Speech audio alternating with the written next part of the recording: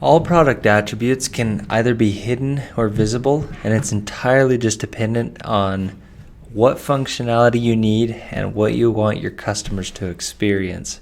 For example, say you want drawer and rollout to always default to melamine and you don't want the customer to be able to choose those. You would navigate to your product attributes tab, go to your drawer box type, drawer type, and you would change that to hidden. Once you hide that, the customer no longer has the option and only the default value will be selected.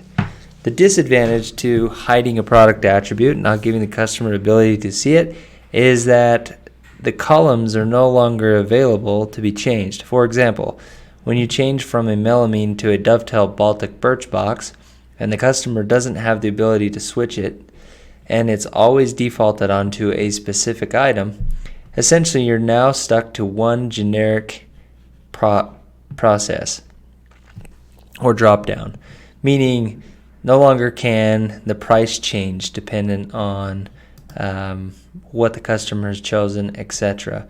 The other challenge is if you have supplies associated with a drop down, for example, when it changes from melamine to dovetail, you're going to use a different kind of supply and you have a supply allocated. No longer is that supply going to be allocating dependent. It will only be using one specific drop down item. So there are both advantages and disadvantages to using that.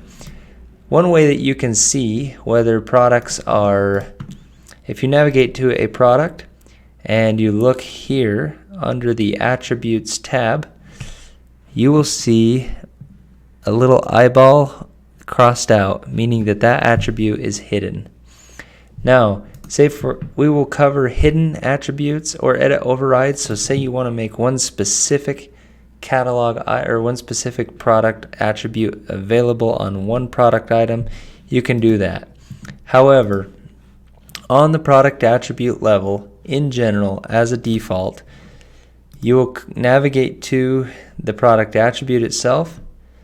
Look right here where it says order page visibility, and it's either hidden or shown. This is a global level across the catalog, and we'll cover how to hide or show individual items under edit overrides in the next video.